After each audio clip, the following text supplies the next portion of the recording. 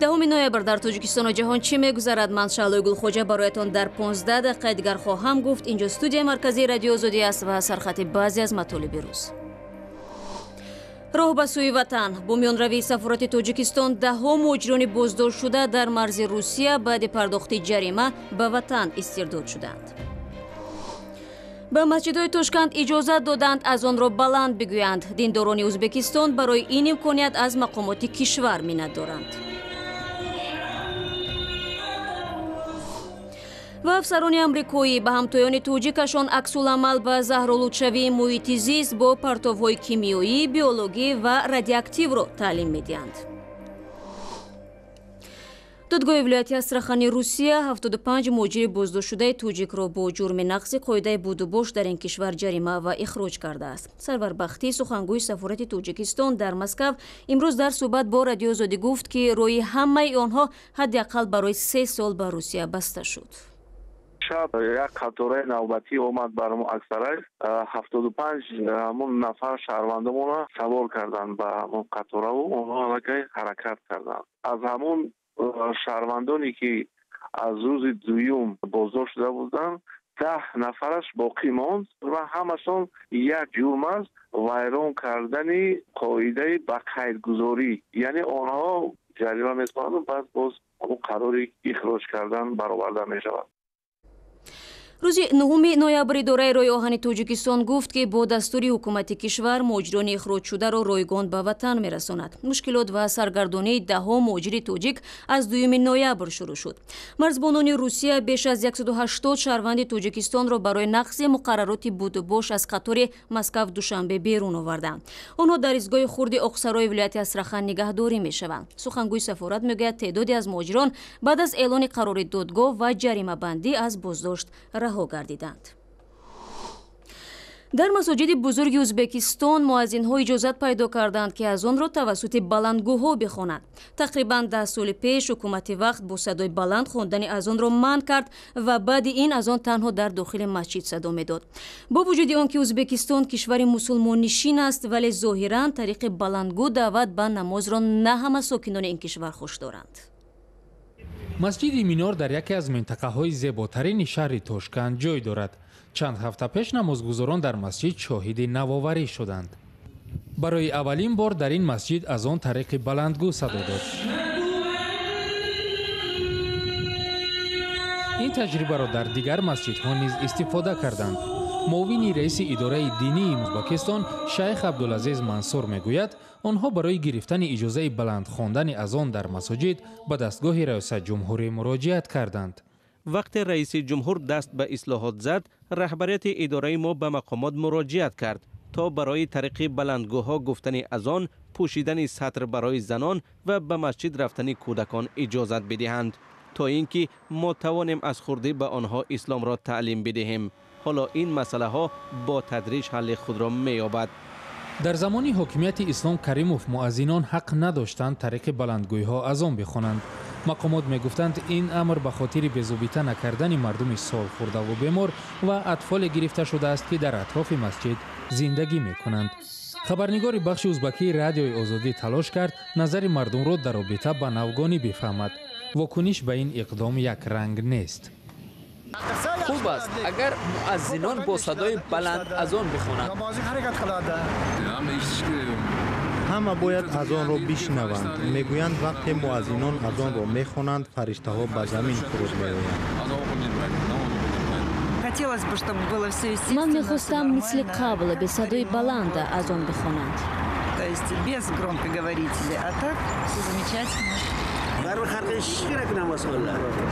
باید مردم مسلمان ما اذان بلند را بشنوند. آدمانی که در محله های دورتر زندگی میکنند اذان را که در داخل مسجد خوانده می شود نمیشنوند.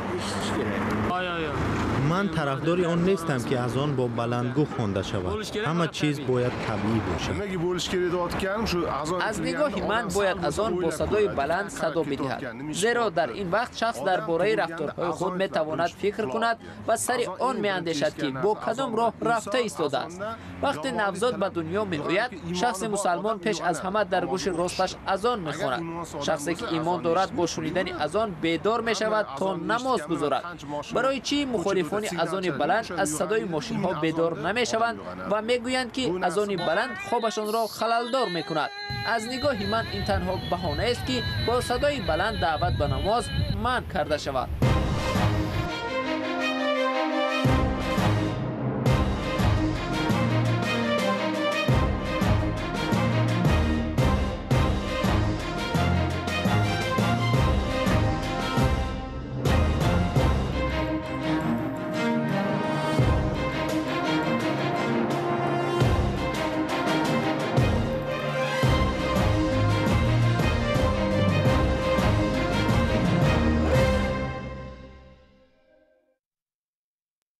شما برنامه خبری رادیو آزادی را تماشا دارید.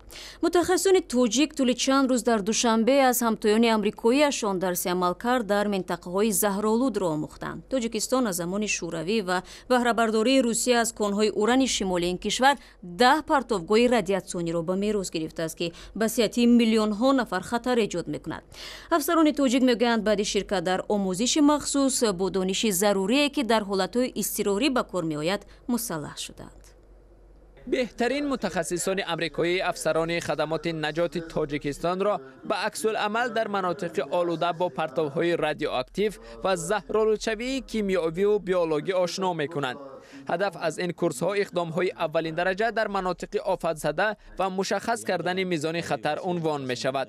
مهمتر از آن افسران آموزانیده می‌شوند که چگونه مردم را در حالت‌های فلاکتبار می‌توان نجات داد و خود نیز زنده ماند.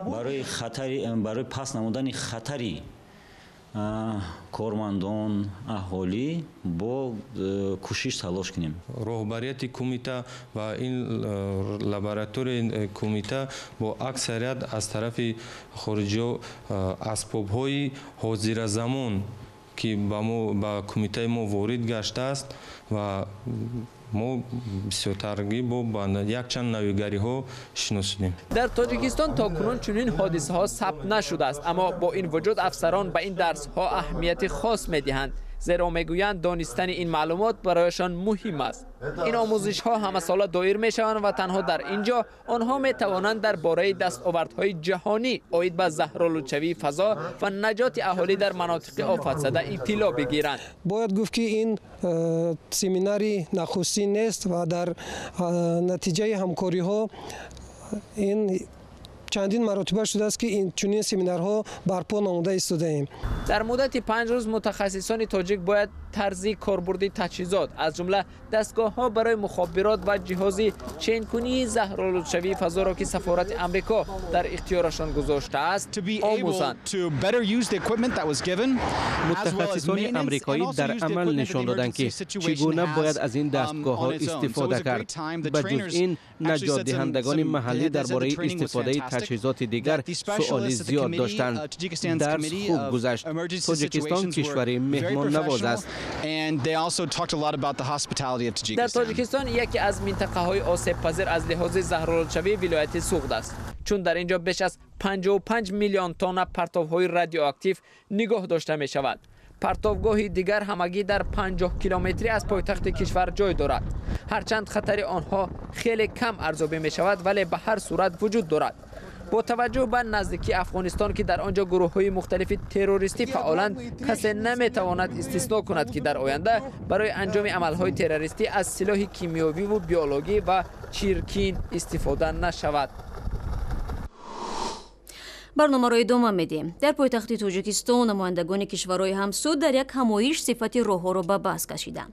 در این نشست درباره ضرورت تأسیس آزمایشگاه در ساحه راهسازی سخن رفت و هم از دستاوردهای نوی تکنولوژی در این بخش یادآوری شد. این نشست در حال برگزار می‌گردد که قسمت زیادی راه‌های تاجیکستان توسط عقبه و منطقه‌های کوهی می‌گذرد و حتی راه‌های نوساخت هم زود ویران می‌شوند. عبدالله اشرف با تفصیلات بیشتر. باید در حدود کشورهای عضو اتحاد دولت‌های مستقل ساختمان و تجدید راه‌های بین المللی نظارت جدی شوند. انجمن راهسازان این اتحاد امروز در یک جلسه خود در شهر دوشنبه به این مضمون تاکید کردند. در این جلسه گفته شد به سبب نبودن شیوه نظارت ساختن راه و نوسازی آن تا انجام مهلت استفاده راه‌ها ولنگار می‌شوند. فکر میکنم امروز قانونهای ساحه نقلیات کشورهای عضوی این سازمان از همدیگر فرق زیادی ندارند، اما بعضی کشورها الکی در ساختمان راهها تکنولوژی‌های نو را وارد کردند. تأسیس آزمایشگاه‌ها با تکنیک‌های مدرن در ساحه راهسازی از مسئله‌های محوری در انجمن راهسازان اتحاد دولت‌های مستقل بود. به انجمن مسئولان ساختمان و نگهداری راه‌های کشورها همچنین شرکت‌های ساختمانچی هم دعوت شدند. شرکت‌ها بیشتر از دستاوردهای نوی تکنولوژی در ساحه راهسازی حرف زدند. آنها گفتند که نظام نوی مهندسی امکان می‌دهد 10 ساله‌ها از راه‌های ساخته شده استفاده کرد. 70% راه‌های تاجیکستان از منطقه‌های کوهی می‌گذرد. به خصوص در موسم بارانی و سرما با فرآمدن سیل و ترم آنها تیز ویران می‌شوند. یکی از چنین حادثه‌ها فروروی 60 کیلومتر راهی عینی پنجکن بود که 1.5 سال پیش ساختمانش انجام شده بود. همچنین تابستان همین سال بر اثر آمدن سیل یک قسم راه بین المللی دوشنبه کلاب خاروق قلمه خراب شد و چند روز ولایت مختار بدخشان را از مرکز جدا کرد.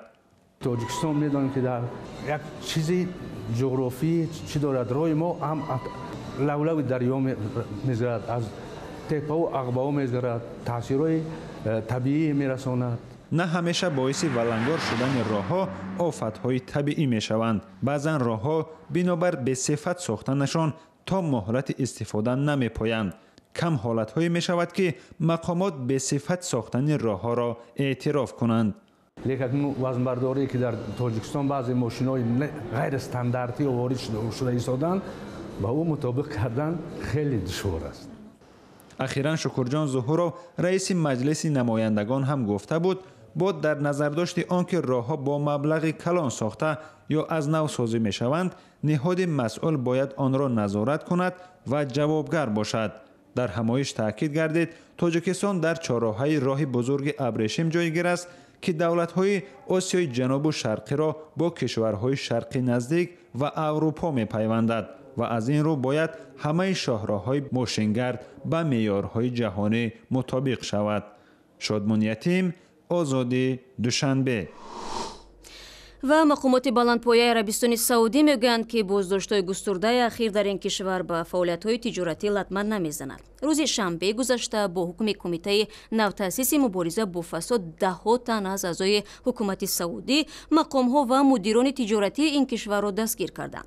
در میان آنها میلیاردر نامدار جهانی عرب ولید بن طلال نیز هست که ثروت او به 18 میلیارد دلار برابر میباشد. ضمناً بیشتر بازداشت شده‌ها حالا در زندان 5 ستاره دار نگهداری می شوند. یک عده اشراف و ارباب سعودی که در چارچوب مبارزه با فساد بازداشت شدند در مهمانسرای با حشمت ریتز کارلتون به سر میبرند. خبرگزاری رایترز این اطلاع را با تکیه به منبع‌های حکومتی و مهمانان بیرون شده این هتل نشر کرده است. از روز 4 نوامبر مقامات سعودی برنامه مفصل مبارزه با فساد را معرفی کرده 10 شاهزاده، صاحبکار و اشراف و ارباب دولتی را با عیب شستشوی پول، رشوت ستانی و استفاده مقام دولتی برای فایده شخصی بازداشت نمودند. از 4 نوامبر دروازه اساسی مهمانسرا بسته است و پاسبانها با اشاره به امنیت مردم را به داخل راه نمی‌دهند. خبرگزاری رایترز نوشته است که 2 هفته پیش در این هتل کنفرانس بین المللی به خاطر تشویق سرمایه‌گذاری خارجی دایر شده بود و حداقل یکی از بازداشت شده‌ها در این کنفرانس سرمایه‌گذاری در این کشور را تشویق می‌کرد. و ازبکستان پیشنهاد کرد که ائتلاف رهبران کشورهای منطقه آسیای مرکزی تأسیس شود. رسانه‌های محلی ازبکستان نوشتند پرزیدنت شوکت میرزیویف در این باره در کنفرانسی که روز 10 نوامبر در سمرقند افتتاح شد اظهار نظر کرده است. در نشست سمرقند وزیران کارهای خارجی کشورهای منطقه، رهبران سازمان‌های با نفوذ شرکت دارند.